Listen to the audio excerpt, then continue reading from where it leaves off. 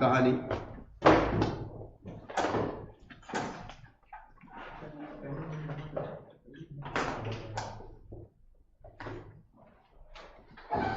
हम आज सबसे पहले करेंगे इसके थ्योरी के क्वेश्चन, फिर आपके डाउट्स लेंगे। आज इस यूनिट को कंप्लीट करते हैं। उस दिन हमारी हो जाती पार्टी, ना होती तो कंप्लीट हो चुका होता है, लेकिन कोई बात नहीं, पार्टी भी एंजॉय करना जरूरी है। तो चलिए now we start theory question. Sharp 9:30 हो गया और हमारी क्लास स्टार्ट हो गई, आप टाइम देख सकते हो। चलिए, तो हम कर रहे हैं सेट चैप्टर नंबर 13 का सेंट्रल टेंडेंसी का यूनिट नंबर 1 का ऑब्जेक्टिव सेट ए, मतलब थ्योरिकल क्वेश्चन। चलिए, क्योंकि थ्योरिकल क्वेश्चन भी जरूर आते हैं एग्जाम में, तो उनको भी हमें अच्छे से करना जरूरी है। तो पहला थ्योरी का क्वेश्चन क्या कहता है? Measure of central tendency for a given set of observations. Measure कि सेंट्रल टेंडेंसी किसको मेजर करती है? मैंने कहा था सेंट्रल टेंडेंसी का मतलब होता है एक सेंट्रल वैल्यू का पता लगाना, जिससे पता लगा जाए कौन बच्चा पास है, कौन बच्चा फेल है। तो एक सेंट्रल वैल्यू को हम क्या करते हैं? पता लगाते हैं। तो इसका ऑप्शन होना चाहिए the central location of the observation. The first answer is B.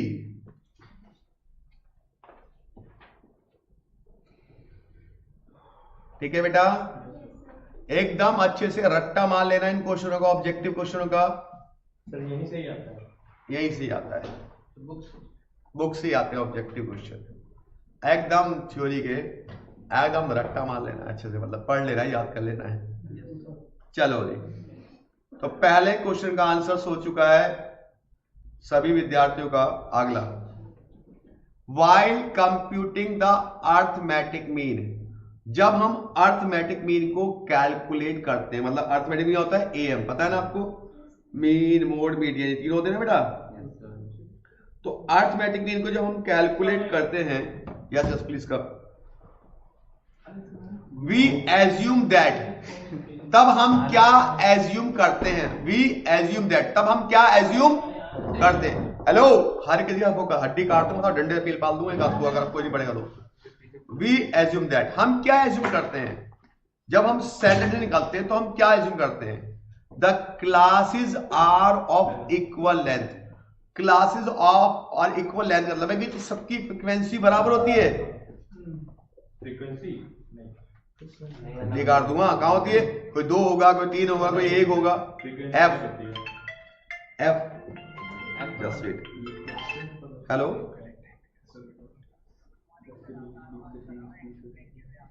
बोलिए सर। नहीं चाहिए तो वो हर फ्रीक्वेंसी बराबर कहां होती है? The classes have equal frequency, बराबर नहीं होती ना। दूसरा क्या है? Classes are of equal length. Equal length मतलब 10 से 20 है, या 20 से 40 भी हो सकता है। ये जरूरी नहीं है कि इनके बीच का गैप हमेशा इक्वल हो, वो कहना चाह रहा है। और एफ भी बराबर नहीं होते। लेकिन अगर आप याद करो, all the value of a class are equal to the mid value. जब अगर हमें इस तरह से कोई वैल्यू दी होती है, तो यहां पे हम मिड पॉइंट निकाल देते। कैसे? इन दोनों को जोड़ के डिवाइड बाय 2। तो ये हर किसी में करते हैं। एफ बराबर नहीं होता, लेंथ बराबर नहीं होती, लेकिन क्या होता है? All the value of class are equal to the mid value of the class. Option number C. Sir ये बुक के कौन से पेज नंबर पे है? बेटा हमारी बुक का पेज नंबर बता देता हूँ कौन सा है, अभी बता देता हूँ, कोई दिक्कत वाली बात नहीं। मैं बुक से गिराता हूँ अपनी, मैं अपनी बुक से गिराता हूँ, ज्यादा मैटर को।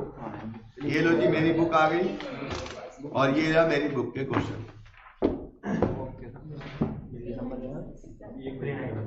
आप चिंता ना करिए, ये रही, ये सेट ऑब्जर्वेशन ए आ गया। लो जी, ये मैं इसका बड़ा कर लेता हूँ, बालकों को पता चल जाए, ज्यादा बड़ा नहीं हो गया। चलिए, ये देखिए, हाँ जी दिख रहा है आपको? क्वेश्चन नंबर 2 हो गया है। Yes sir. पेज नंबर बता दो कौन सा है? 390। मेरी बुक का पेज नंबर 396। मैंने अपनी बुक में सारे क्वेश्चन कवर करके PYQ भी कर रखे हैं और आपके एग्जाम्पल भी और आपके बुक के क्वेश्चन भी, उससे ज्यादा क्या। चलिए आगे, विच of the following statement is wrong.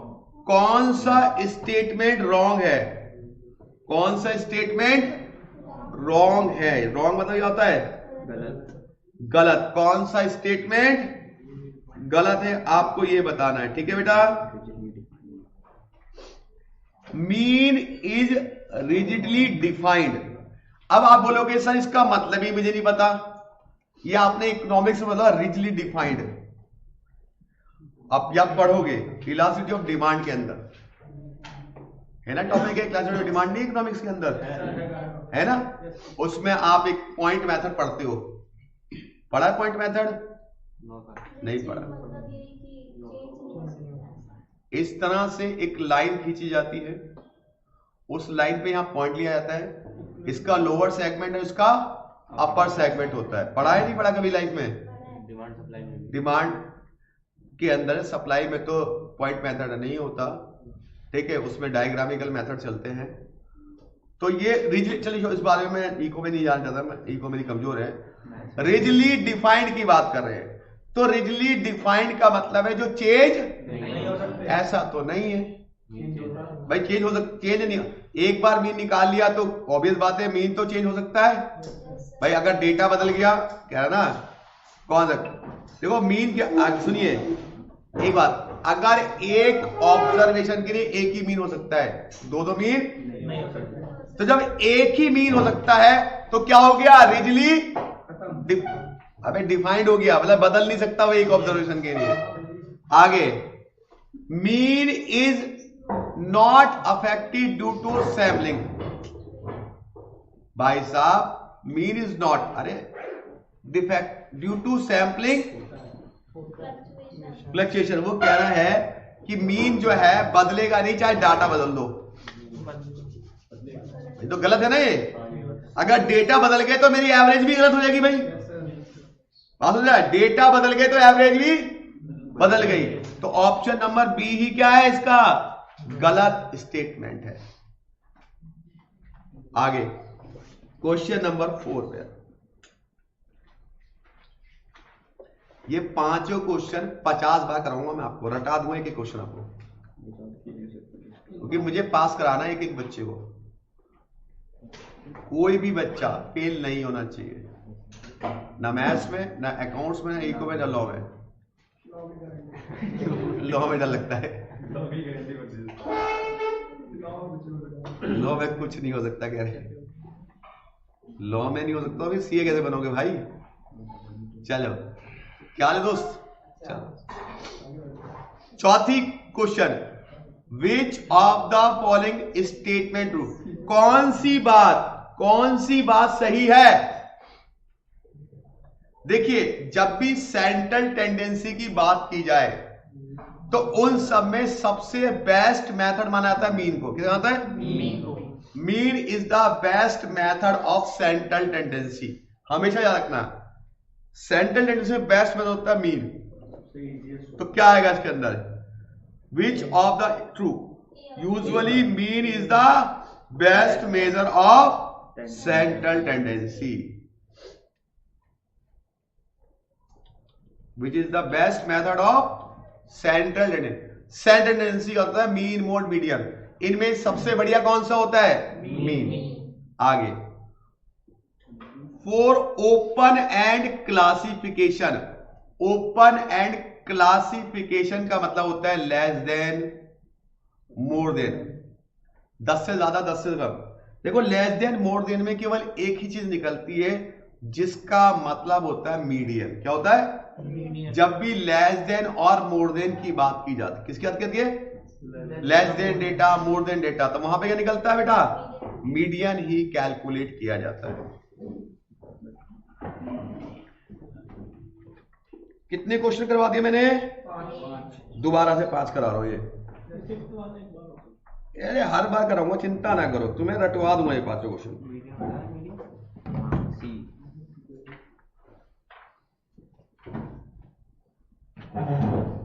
दोबारा से 5 क्वेश्चन, 20 ही तो क्वेश्चन है, क्या दिक्कत है? चाहे आधा घंटा लग जाएगी, अच्छे से करेंगे हम लोग। और मेरे साथ एकदम रट्टा मारेंगे, अच्छे से सब समझेंगे और रट्टा ही मारेंगे, याद भी करेंगे आज ही। चलिए, major of central tendency for a given set of observation. Central tendency का मतलब होता है बीच की वैल्यू का पता लगाना, सेंट्रल वैल्यू का पता लगाना या सेंट्रल लोकेशन का पता लगाना। तो यहां पे central location of the observation, क्या आपको बात समझ में आई? क्या आपको बात समझ में आई? While computing the arithmetic mean group frequency, group frequency होती है जो क्लास इंटरवल होता है। क्लास इंटरवल में 10 से 20, 20 से 30, 30 से 40। इसमें हमेशा निकालते हैं क्या? मिड वैल्यू, इन दोनों को जोड़ के डिवाइड इन। तो देखो इसमें ना तो एफ बराबर होता है, तो कह रहा है classes are of equal length, नहीं, इक्वल लेंथ की क्लास नहीं होती, क्योंकि 10 से 20 गैप हो सकता है कई बार 20 से 40, तो इक्वल नहीं होती। दूसरी बात, classes have equal frequency, equal frequency भी नहीं होती है। लेकिन all the value of class are equal to the mid value, इन दोनों को जोड़ोगे तो उसके बराबर ही होती है उसकी वैल्यूज। तो option number C, which of the following statement is wrong, कौन सा स्टेटमेंट रॉन्ग है? Mean is a rigidly defined, मतलब मीन हम आसानी से बदलता नहीं है जब तक ऑब्जर्वेशन ना बदलो, तो ये स्टेटमेंट ठीक है। Mean is not affected due to sampling fluctuation, का मतलब है डेटा चेंज करने से। डेटा चेंज कर दोगे तो मीन बदलेगा नहीं बदलेगा? यहां पे मना कर रहा है, इसका यही स्टेटमेंट गलत है। आगे विच of the following statement is, कौन सा स्टेटमेंट ट्रू है? सबसे बेस्ट मेजर कौन सा होता है? Mean is the best measure of central tendency. For open and classes क्या होता है? लेस देन और मोर देन, इसके लिए क्या होता है? मीडियन। क्या ये 5 क्वेश्चन दोबारा कराएंगे? हो गए पक्का? या एक बार और पक्का? चल एकदम रट्टा मार देंगे अच्छे से। देखिए थ्योरी को तो अच्छे से कर लेना है, 6 चैप्टर मैं पहले बता रहा हूं कि उससे कर लो, पास हो जाता है मैथ्स के अंदर। चलिए आगे, अगला क्वेश्चन है क्वेश्चन नंबर 6 पे आ जाओ। क्वेश्चन नंबर 6 क्या है? The presence of extreme observation. बच्चों को तो एक्सट्रीम ऑब्जर्वेशन का मतलब ही नहीं पता होता। जो आखिर की वैल्यू होती है, जो आखिर की, मतलब मान लो शुरू में स्टार्टिंग में 10 है, 10, 20, 30 और लास्ट में कितना है? 100। तो ये वाली वैल्यू और ये वाली क्या होती है? Extreme observation. क्या होती है? आखिर की वैल्यू। ये बताओ आखिर की वैल्यू किसको प्रभाव नहीं करती? सर मीडियन को। कि मीडियन में क्या होता है? बीच की या तो एक वैल्यू, बीच की या तो आखिर की वैल्यू कोई मतलब ही नहीं होती है मीडियन को। मीडियन क्या होता है? बीच की या तो एक वैल्यू या 2 वैल्यू। तो आखिर की वैल्यू से मीडियन को तो कोई फर्क नहीं पड़ता। लेकिन मीन में तो सारी वैल्यू ली जाती है, मोड में भी सब में देखा जाता है। लेकिन मीन में क्या, तो या तो बीच की एक वैल्यू या बीच की 2 वैल्यू। क्यों? सबको काउंट करो ना, सबसे ज्यादा कौन सा नंबर है? हो सकता है आखिर वाला सबसे ज्यादा नंबर हो सकता है, लेकिन मीडियन में तो क्या आता है? बीच की 2 है। इसलिए मीडियन को ये अफेक्ट नहीं करता। नहीं बात समझ में आई? लॉजिकली याद करोगे तो याद रहेगा, ऐसे रट्टा मारोगे तो शायद भूलने के चांसेस रहेंगे। चलिए आगे बढ़ जाएंगे या नहीं? 6वां क्वेश्चन हो गया। Okay, in case of even number, even number क्या होता है बेटा? 2, 4, 6। तो इवन नंबर में मीडियन कैसे निकलती है? बीच की 2 वैल्यू डिवाइड बाय 2, यही तो होता है। The simple average of this 2 middle value, बीच की 2 वैल्यू को एवरेज करके निकलता है ना बेटा। चलो जी क्वेश्चन नंबर 8 पे जा रहे हैं। क्वेश्चन नंबर 8 पे जा रहे हैं।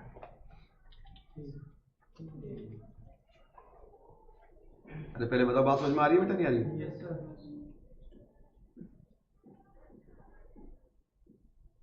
आगे अभी कहां पहुंचे हम, अपनी बुक जिंदाबाद। Question number 8, the most commonly use measure of centre, सबसे ज्यादा सेंटर कौन होता है? मीन। भाई बताना, बेस्ट वही है तो सबसे ज्यादा यूज भी वही होता है, अर्थमेटिक मीन।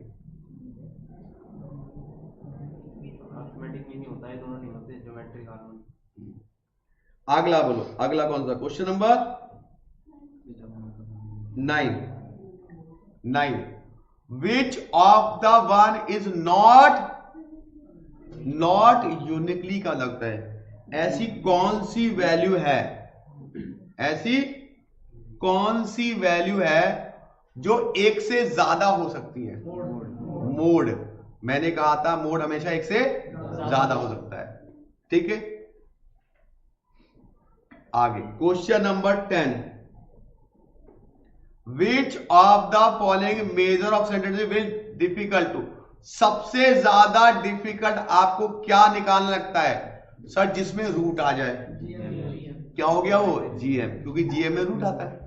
हाँ भाई 10 क्वेश्चन हो गए, 1 से 10 में किसी को कोई दिक्कत हो दोबारा करा दूंगा भाई, ये तो रट्टा मारने वाली बात है और आपको समझने वाली बात है।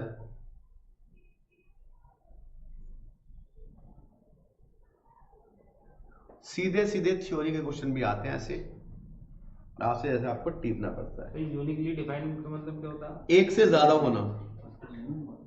कहते हैं अबे तू ही कोई ना इकलौता, और भी लोग हैं मेरे, अपने आप को मत समझ कि तू ही यूनिवर्स में एक ही बंदा है। चलो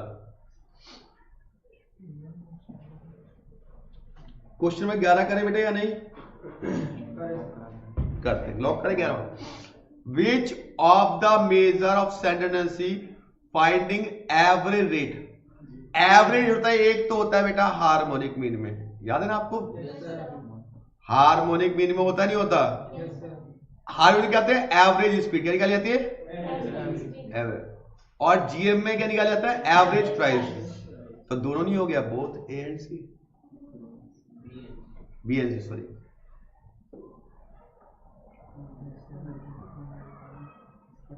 अब क्वेश्चन नंबर 12 आपको लग रहा है कि ये पेपर में आया हुआ है, हमने ऐसा क्वेश्चन किया था 12 पेपर में, जो अगर सर ये क्वेश्चन समझ में नहीं आ रहा, ये डाउट था आपका, याद है? आप कहते रहे सर ये क्या है, कैसे करेंगे इसको, यही चीज था ना। अब हमारे को पता है कि क्वेश्चन नंबर 12 के अंदर आपको आंसर बताना है। चलो ये बताओ, मैंने एक रिलेशन बताया था मीन मोड मीडियन में, क्या रिलेशन बताया था सर? मोड इक्वल टू होता है 3 मीडियन माइनस 2, ये होता है ना सर? ऐसा कोई रिलेशन मुझे यहां नजर नहीं आ रहा है ना, ऐसा कोई भी रिलेशन मुझे नजर नहीं आ रहा। अच्छा जी, अब इन ऑप्शन को ही बनाना पड़ेगा, ये यहाँ पे इन ऑप्शन को अपना बनाना पड़ेगा ये, ठीक है? बात समझ में आ रही है भाई? चलो तो चलिए जरा पहले ऑप्शन को देखते हैं हम लोग, क्या दिया हुआ है? Mean minus mode equal to 3 से मल्टीप्लाई कितना आएगा? 3 mean minus 2 median, median 3 mean, ये तो है 3 मीन सॉरी, अरे यार बोलो 3 मीडियन, ठीक है भाई? 3 मीन माइनस, अब हम मोड को यही ले जाते हैं और इनको ले जाते हैं, तो क्या आएगा? Mean minus 3 mean plus 3 median equal to किसके? नजर आ रहा कुछ? अब 3 मीडियन को मैंने पहले लिख दिया, 3 में से 1 गया, इक्वल टू क्या ये यही है?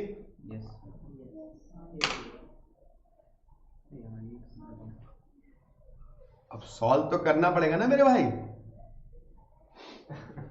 गलत ऑप्शन पकड़ लिया तो अब 1-2 बार ट्राई करना पड़ेगा। अब ये क्या कर सकते हो आप?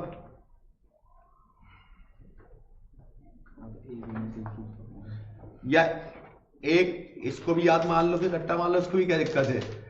Mean minus mode equal to क्या होता है? 3 मीन माइनस, ऐसा तो आप कितना रट्टा मारोगे, क्यों? हाँ आ गया। आपको एक कॉन्सेप्ट पता होना चाहिए, उस चीज से आप बनाना सीख लो।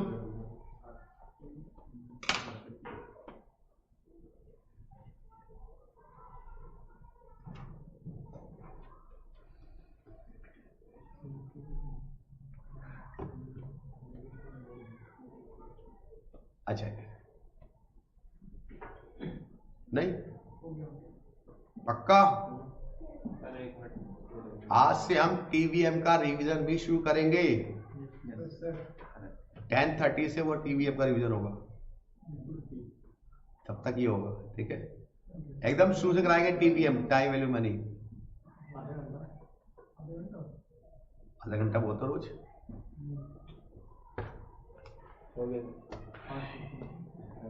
चलिए, क्या आपको मेरी बात समझ में आ रही है? ये सब चलिए, दोस्त आए हैं हमारे आज नया कुछ सीखने के लिए, कुछ तो नया पढ़ेंगे। क्वेश्चन नंबर 13, भाई 13 पे जाएं या नहीं जाएं? 13, weighted average are considered when, weighted average में वेट क्या होता है, क्या देता है बेटा? वेट। और वेट का मतलब होता है फ्रीक्वेंसी, और फ्रीक्वेंसी कभी भी बराबर नहीं होती।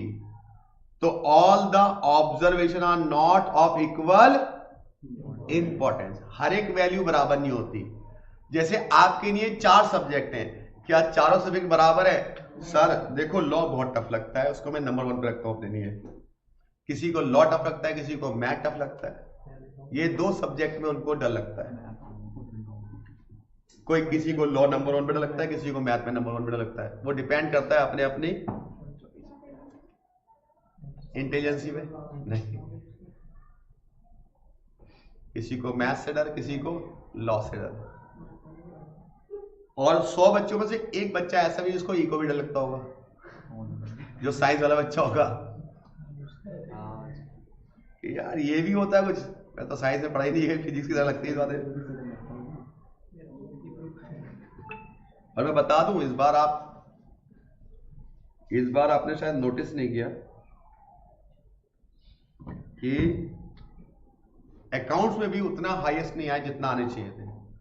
लॉ और मतलब, क्योंकि accounts is a very age compare to, लेकिन आईसीआई कभी भी किसी के साथ धोखा कर सकती है। तो किसी सब्जेक्ट को आसान मत समझो कभी, यार मैं तो यही बात फेल दूंगा।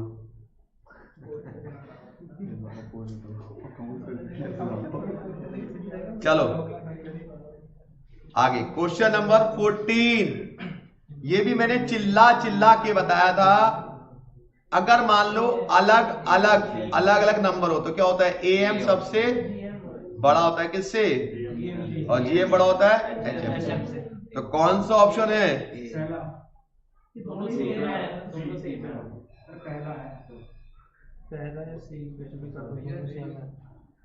ये क्या बात हुई? ये क्या बात हुई?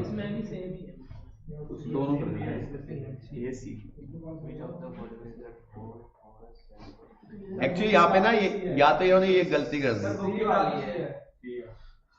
ये होना चाहिए, ये इक्वल टू का साइन भी होना चाहिए इसमें, क्योंकि जो डिफरेंट है ना, डिफरेंट में क्या होता है? एएम बड़ा होता है किससे? जीएम से। जीएम बड़ा होता है एचएम से। गलती से यहाँ पे ए और बी ऑप्शन सेम है, लेकिन आपको ऑप्शन नंबर सी, वहां मैंने इक्वल टू साइन लगा दिया।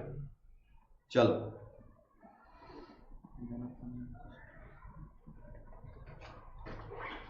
चलिए, अब एक चीज बताइए दोस्तों, एक नंबर है 10, एक नंबर है 20, एक नंबर है 5, -5, इसका जीएम निकालिए। कैसे निकालोगे? अबे नलायक को, माइनस में जीएम निकलता ही नहीं है। रूट का निकलता है माइनस का। अभी मत बोलो सर कॉम्प्लेक्स नंबर लगा देंगे उसके अंदर, मैंने कहा था रूट नहीं निकलता माइनस में, ठीक है? अब किसी कंपनी को प्रॉफिट भी हो रहा है और लॉस भी हो रहा है, लॉस मतलब माइनस में, तो क्या उसके अंदर हम जीएम निकाल सकते हैं?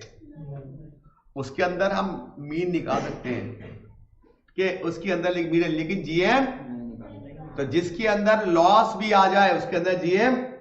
अब अगला question, when a firm register both profit and loss which of the following of the can not be measure, किसमें? जीएम, क्योंकि माइनस में जीएम नहीं निकलता।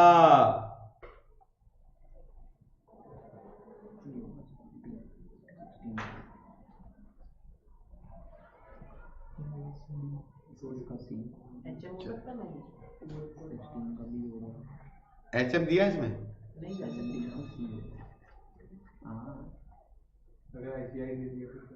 नहीं होगा।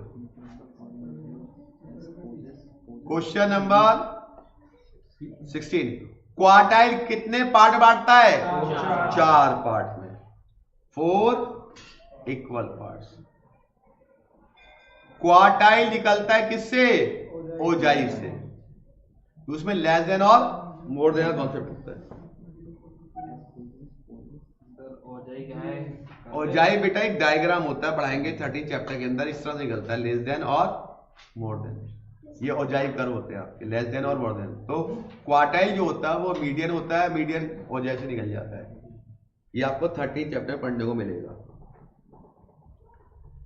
विच ऑफ द फॉलोइंग में मैथमेटिकल प्रॉपर्टी, किसकी मैथमेटिकल प्रॉपर्टी? सभी की होती है लेकिन मीडियन की लिखवा दे बात। तो क्या है इसमें? All of this. Which of the following measure satisfied linear relation? Linear relation का मतलब क्या है? अगर मान लो 4x plus 3y equal to 10 है और यहां लिखा मीन ऑफ x 5 या मीडियन ऑफ y, तो हम y निकाल सकते थे? तो लीनियर रिलेशन तो मीडियन में भी होता है, मीन में भी होता है और मोड में भी होता है। तो क्या है इसका? All of the. इसी चीज को लीनियर रिलेशन कहते हैं। हाँ जी, जिसमें एक वेरिएबल पावर एक होती है, जिसमें एक्स स्क्वायर नहीं होता, वाई स्क्वायर नहीं होता, क्यूब नहीं होता, तो क्या है? एक्स वाई जेड हो, वो लीनियर होता है। ठीक है जी। उसके बाद ओनली 50% ऑफ सेंट्रल वैल्यू। 50% क्या होता है? अरे यार भूल गए, आधा मीडियन होता है, आधा। तो 20 के 20 क्वेश्चन मैंने करा दिए, थ्योरी के क्वेश्चन कंप्लीट।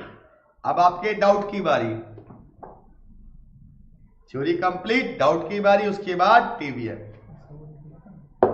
परसों मैंने कुछ क्वेश्चन नहीं दिए थे, उससे पहले कुछ क्वेश्चन दिए थे।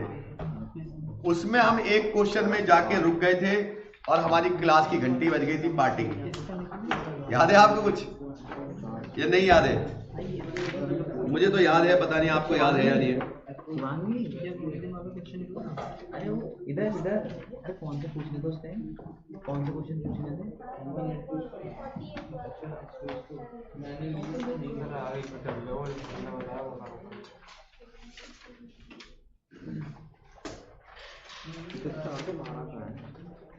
तो ये इसका था। इतनी बार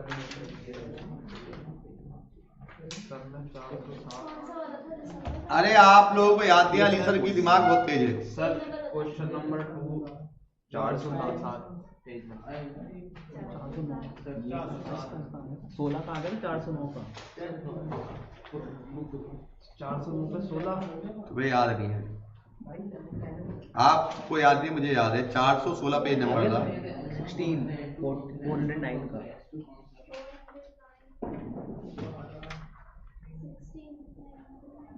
आगे तो मेरे लेकिन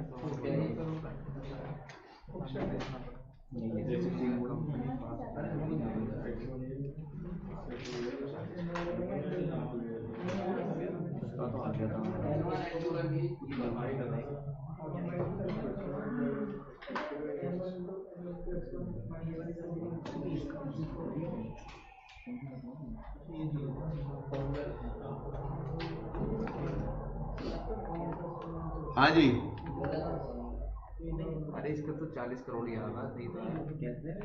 अरे 5-10 साल में 40 करोड़ की अर्निंग करी उसने एवरेज।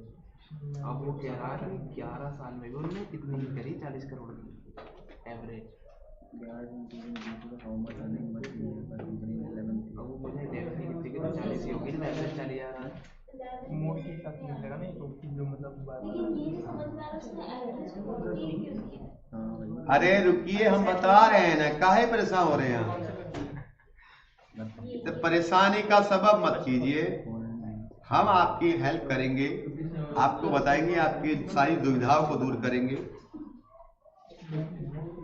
पैसा लिया है हमने,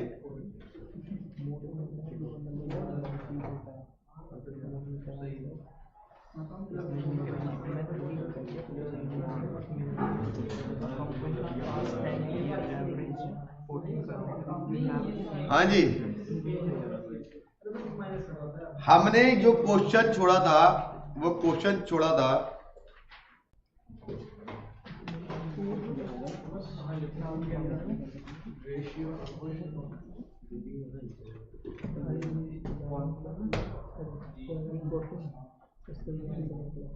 सर रेशियो खराब है। अरे भाई रुकिए, हम पेज नंबर निकाल रहे हैं, अब आप रुक जाइए अभी।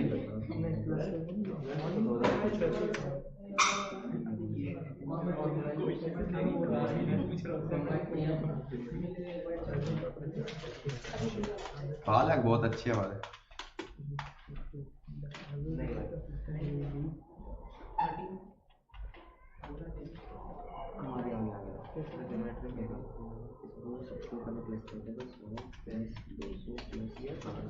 हम लोग क्वेश्चन नंबर 12 करा रहे थे, मोमेंट वाला। आपको अगर याद ना हो तो आपकी याददाश्त थोड़ी कमजोर है, मेरी याददाश्त बहुत तेज है। हाँ जी, यहाँ पे थे हम लोग, याद है? 12 क्वेश्चन था, पेज नंबर 416 पे। The second and third moment of a sample 7 observation. 408 page number पे था, याद आया कुछ? मोमेंट, और मैंने लास्ट क्लास में ये लिखा था, मोमेंट होते हैं μ1, μ2, μ3 और μ। इसे कहते हैं मोमेंट। ये आपके सिलेबस में नहीं है, लेकिन आ गई है बात तो दूर तक जाएगी, तो मैं करा देता हूं। मोमेंट होते क्या है? मोमेंट सुनिए, ये मोमेंट क्या होते हैं? आपको ये नंबर दे रखे हैं, इन्हें लिखिए x। क्या नंबर देखा है? -6, -4, -2, 0, 2, 4, 6, ये दे रखा है बेटा। आप सबसे पहले क्या करेंगे? इसका मीन निकालेंगे। क्या निकालेंगे बेटा? इन सबको जोड़ के इसका मीन निकालो। मेरे ख्याल से सबको जोड़ो 0 आएगा, तो मीन भी 0 आएगा। आएगा नहीं आएगा? अब आपको क्या करना है? कौन कौन से मोमेंट निकालने? सेकंड और थर्ड मोमेंट। सेकंड और, अगर मुझे पहले फर्स्ट मोमेंट निकालना होता तो क्या करता? x बार में से क्या करता? हर एक नंबर में से मीन घटाता, तो इनका टोटल करता। फिर अगर हर एक नंबर में क्या करो? मीन का स्क्वायर कर दो, ये सेकंड मोमेंट की नहीं आएगा। फिर क्या करूं? क्यूब करूं, तो किसके नहीं आएगा?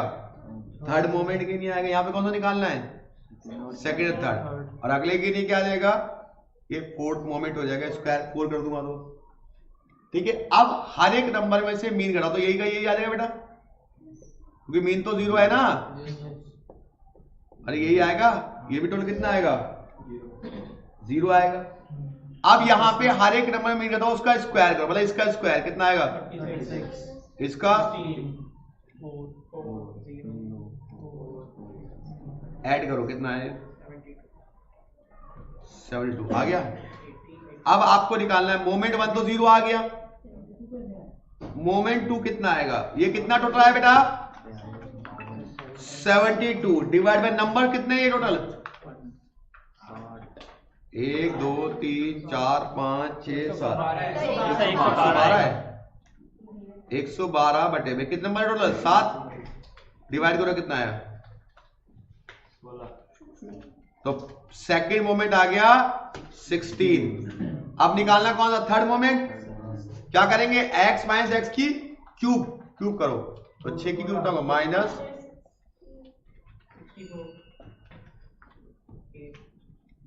ये कितना आएगा? 64 टू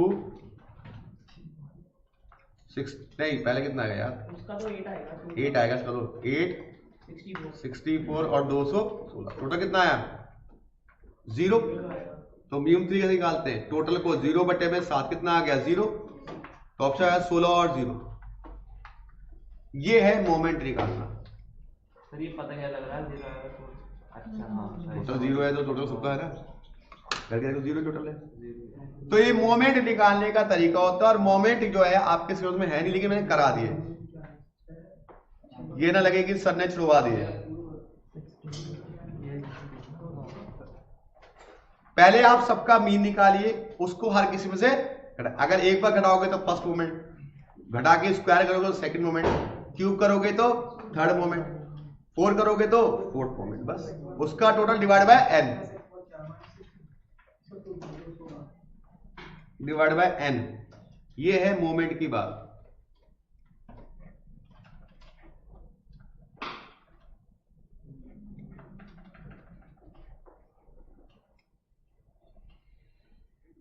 ठीक है जी।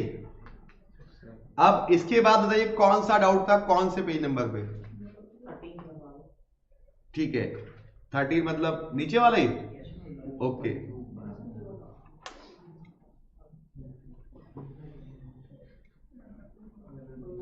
देखिए इससे अच्छा मौका नहीं है आपके पास। मैं कितने 10 साल के पेपर करा रहा हूं आपको,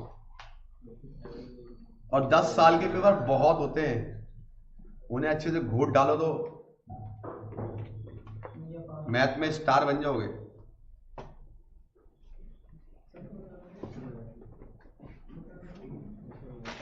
लेकिन वही बात, कौन बने स्टार?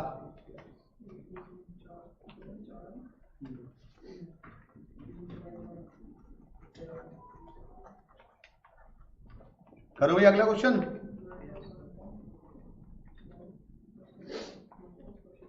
क्वेश्चन नंबर है 13। मेरे भाई, मेरे दोस्त ने बोला 13 में कराओ sir. Okay, 13 question. The geometric mean of 3 numbers. आपके पास 3 नंबर रखे, इनका ज्योमेट्रिक मीन निकालो। तो ज्योमेट्रिक मीन कहता है तीनों नंबर की मल्टीप्लाई करो, 40 मल्टीप्लाई 50 मल्टीप्लाई x। इनका कितने नंबर है? 3 नंबर है, तो क्या निकालोगे? Cube root. ये क्यूब रूट निकाले कितना आ रहा है? 10 आ रहा है। कह रहा है इनका ज्योमेट्रिक मीन जब मैं सॉल्व करता हूं तो 10 आता है। आ गया बेटा। अब बेटा ये जो क्यूब पावर है, क्या करेंगे? क्यूबिंग बोथ साइड, और ये क्यूब पावर यहां चली जाएगी, यहां से हट जाएगी, तो क्या आएगा? 40 इंटू 50 इंटू x, 10 की पावर 3 आ जाएगा। तो 40 इंटू 50 इंटू x, 10 का कितना हो गया? 1000। x का कितना आ जाएगा? 1000 डिवाइड बाय कितना? 40 इंटू 50, तो आ गया 1/2।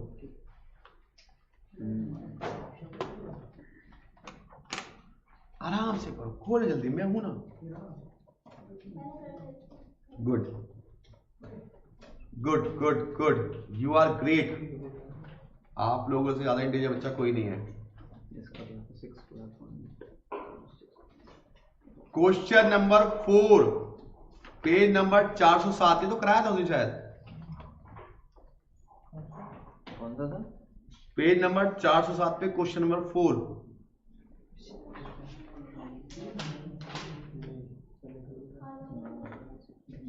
चलो ये कराया जाए। चलो अभी करा देते, घबराइएगा नहीं, मैं हूं। सर इसके बाद वाले क्वेश्चन में आपने क्या बताया था? किसके बाद क्या बताया था मैंने? मुझे क्या पता? आपने एएम या फिर एचएम बताया था कि आप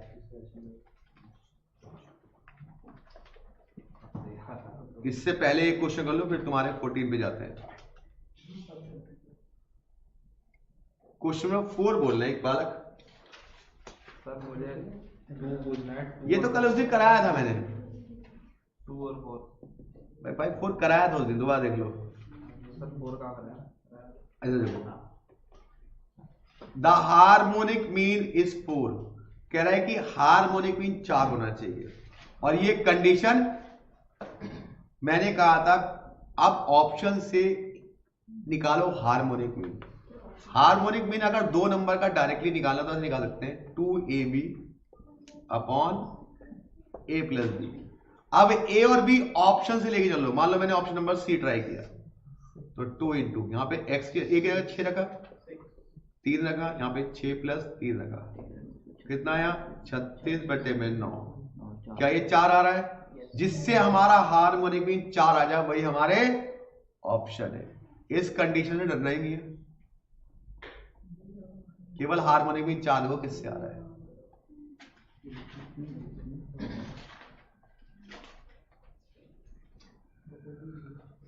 फाइव में बताया था औजाइव होता है, क्वार्टाइल के लिए अभी क्वेश्चन भी तो आया था, क्वार्टाइल के लिए औजाइव यूज किया जाता है।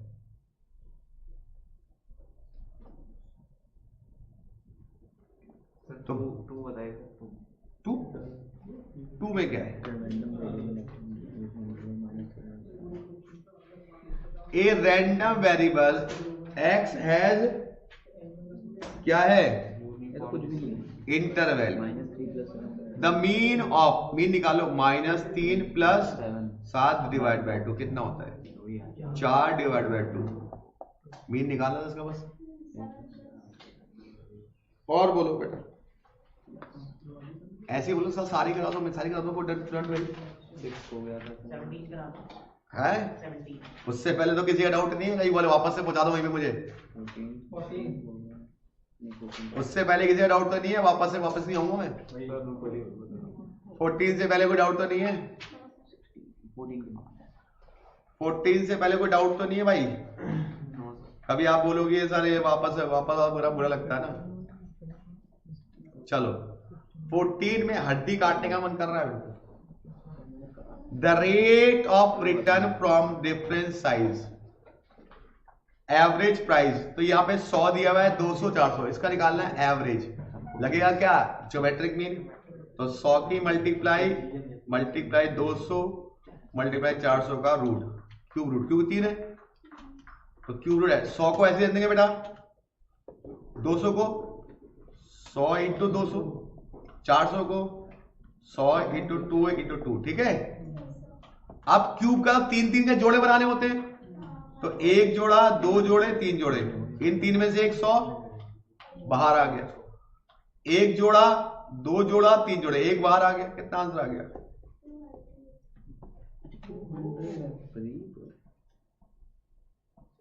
सर रेट, इसमें क्या एक बार होता हूं रेट ज्योमेट्रिक मीन से निकालते हैं। बेटा?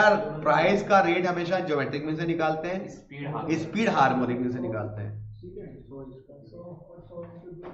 तो 300 हो गया ना, तो 1 100 बाहर आ गया, 3 बार 2 हो गया, फैक्टर कर लिए। चार तो आप ट्रिक लगा दो कैलकुलेटर वाली, उससे भी हो जाएगा। 12 बार दबा करके मल्टीप्लाई करके लंबा हो जाएगा, लेकिन उससे थोड़ा दिमाग तो लगाओ, बेसिक वाला।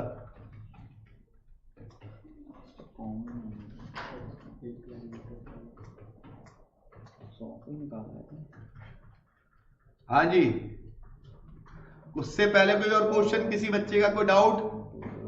10:30 तक आप कोई भी डाउट पूछो, फिर 10:30 से मैं टीवीएम कराऊंगा। और मैं मान के चलता हूं आपको टीवीएम नहीं आती, मैं शुरू से कराऊंगा।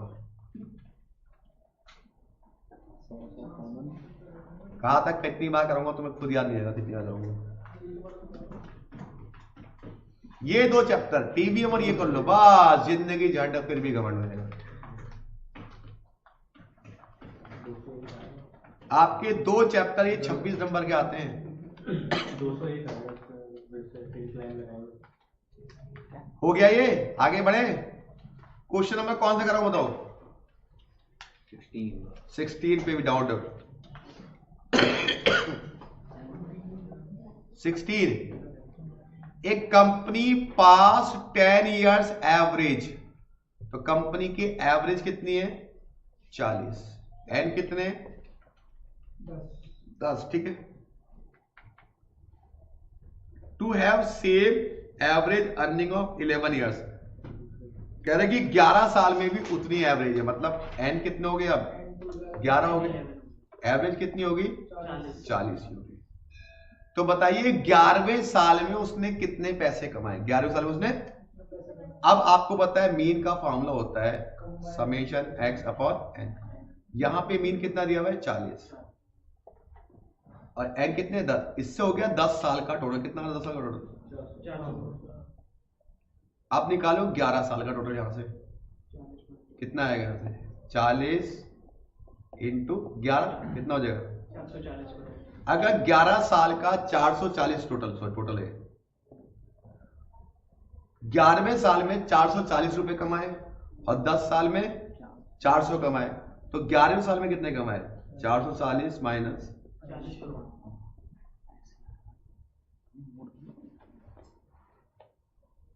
ठीक है,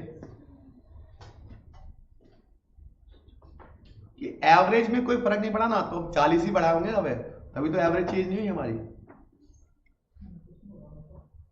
17 भी आप पक्का पूछना चाह रहे होगे क्योंकि क्वेश्चन समझ में नहीं आया आपको। अंडे की बात कर दी इसने यहाँ पे।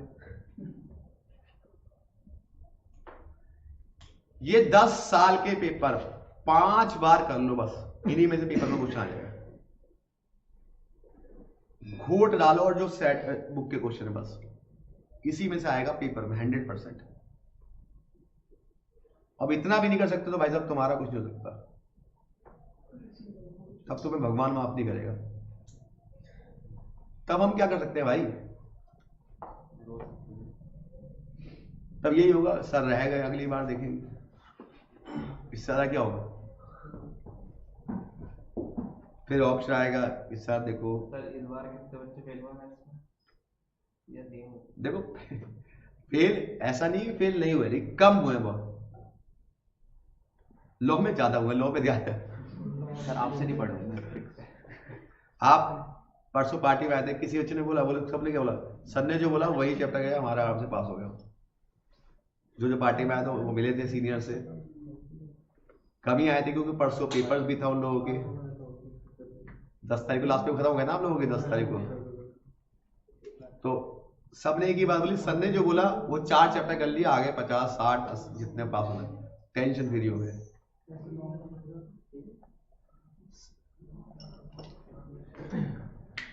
चलिए क्वेश्चन नंबर 17 सुन लीजिएगा। 17 is a different question, book में नहीं है ये क्वेश्चन कहीं भी। ये अलग क्वेश्चन है जो आईसीआई ने अपने मन से बनाया है। A person purchase 5 rupees worth egg from 10।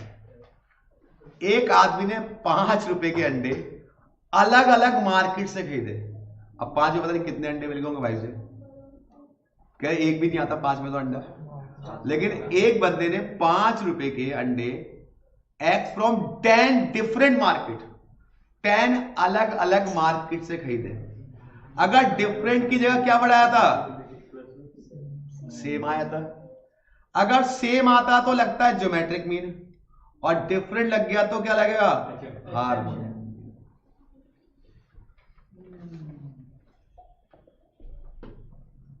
अगर आप सेम मार्केट से परचेज करते हो तो ज्योमेट्रिक मीन यूज होता है, और अलग अलग जैसे आने की स्पीड अलग और जाने की स्पीड अलग, तो वहां पे लगता है हार्मोनिक मीन। तो यहाँ मतलब समझ नहीं आया कि हार्मोनिक मीन क्यों लगता है। जब आप ना डिफरेंट चीजों की बात करोगे तो वहां पे हार्मोनिक में होगा। देखिए अगर सिर्फ जाने की स्पीड निकाल लो या जाने का प्राइस निकाल लो तो ज्योमेट्रिक मीन है। अगर आने और जाने का अलग अलग हो गया ना, सर यहाँ स्पीड तो निकाल, यहाँ पे प्राइस की बात कर रहा हूं मैं। अगर सेम मार्केट की बात करोगे तो ज्योमेट्रिक मीन का प्राइस निकलता है, लेकिन अलग अलग मार्केट से। मान लो एक अंडा नोएडा से खरीदा, एक अंडा अट्टा से खरीदा, एक अंडा सेक्टर 52 से खरीदा, तो उस केस में आपको लगेगा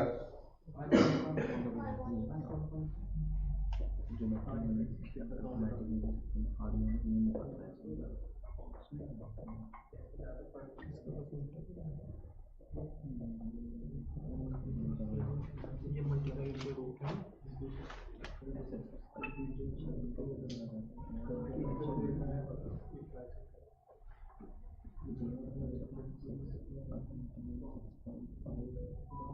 पहले बताओ ये बात समझ में आई बेटा।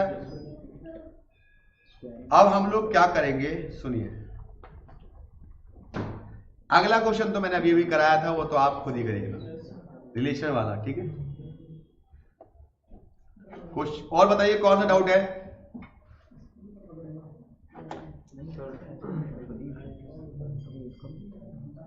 बेटा अगर स्पीड की बात नहीं भी हो रही और प्राइस की बात हो रही है लेकिन डिफरेंट डिफरेंट मार्केट की बात हो रही है तो हार्मोनिक में लगेगा। चलो सर ये 20 का क्या? ये मैंने आपको नोट में लिखवाया था, आप लोगों ने शायद नोटिस नहीं किया और मैंने कहा था ये मैं कौन से बताऊंगा जब डिस्पर्जन में, ये थ्योरी में लिखवाया था आपको जो पहली क्लास में। MD is the least definition में मीडियन, मीडियन से सबसे कम होता है। और बताइए कहां तक दिए थे मैंने? 409 तक। बताइए 409 में और कौन सा क्वेश्चन आपसे नहीं हुआ बताइए।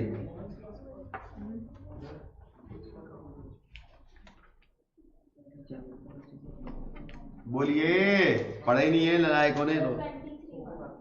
23 वाला मतलब मई 2018। हाँ जी 11 वो तो मुझे दिख रहा है आप लोग देखिए। चलिए मई 2018, ध्यान से देखिए। क्वेश्चन को समझना भी एक बहुत बड़ी कला होती है। आधों को तो ये क्वेश्चन समझ के देख के समझ में ही नहीं आया क्वेश्चन कहना क्या चाह रहा है। If the variable x and z are to be related, आपको एक इक्वेशन दे रखी है मान लो इस तरह से, ठीक। x को x1 कर दिया, x को मतलब हमने x को बदल दिया और b को कोई चेंज हुआ, कौन से वैल्यू में कोई चेंज नहीं हुआ, तब नया वाला जो z जो नया मीन आएगा वो भी बदल जाएगा। आप देखो मैंने कहा था एक प्रॉपर्टीज कि अगर मीन को एक पढ़ा था ओरिजिन और स्केल, क्या पढ़ा था? ओरिजिन। मैंने कहा ओरिजिन में चेंज आ जाए या स्केल में तो मीन बदल जाता ना। तो क्या ये स्टेटमेंट भी ट्रू है? जब हमने x को ही बदल दिया तो मीन भी तो बदल जाएगा हमारा। That is true. अगर मैंने x को ही बदल दिया तो y बदल जाएगा। तो क्वेश्चन को रीड करना और समझना भी बहुत बड़ी कला होती है। चलो जी और बताइए 209 तक दिया था मैंने केवल आज। जो z के ऊपर ये मतलब होता है मेन चेंज हो गया, नई वैल्यू निकल गई।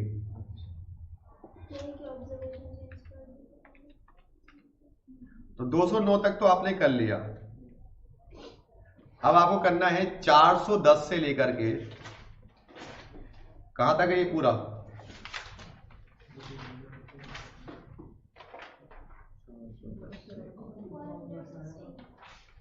$410 से लेके 416 तक तो तुम्हारे बस की नहीं है अभी करना।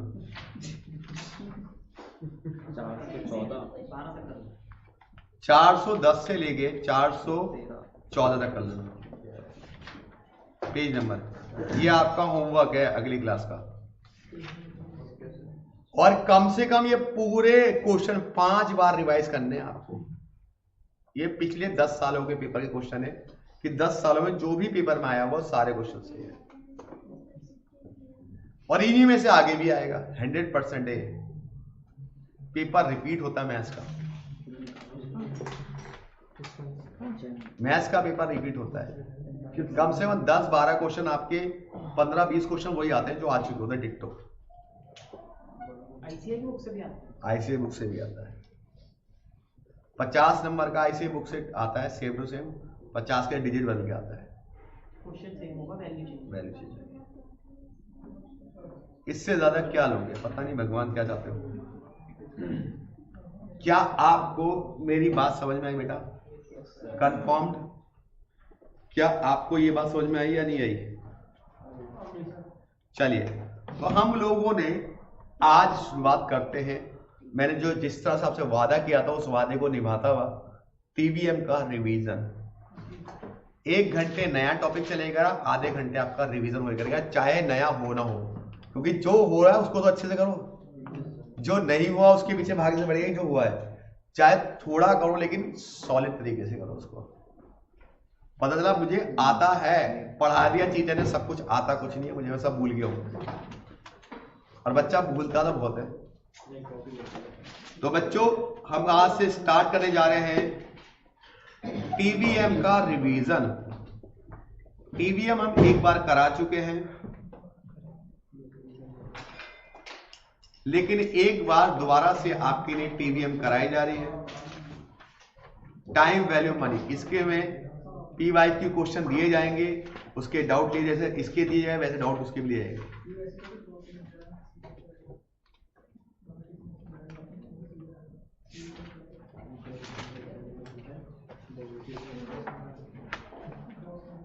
क्या कह रहे बेटा? कुछ नहीं कह रहे, कुछ तो क्या करो यार, ऐसा मत करो।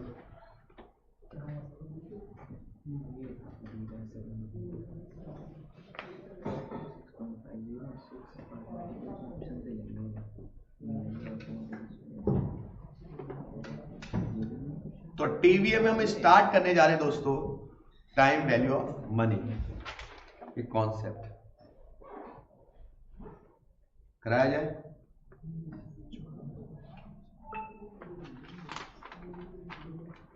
अभी थोड़ा हैंग हो गया कंप्यूटर।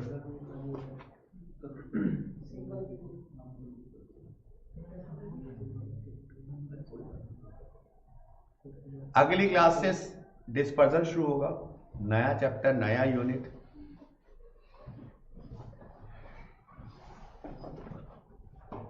और धीरे धीरे आपका कोर्स खत्म होने की कगार पहुंच जाएगा।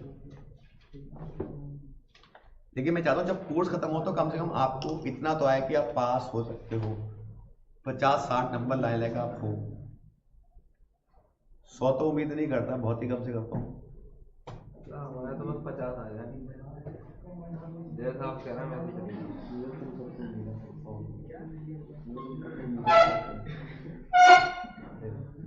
अरे क्या हो गया, इसको हैंग हो गया तो बदतमीजी है, तो हैंग भी हो गया। ये डबरू गायब ही नहीं हो रहा।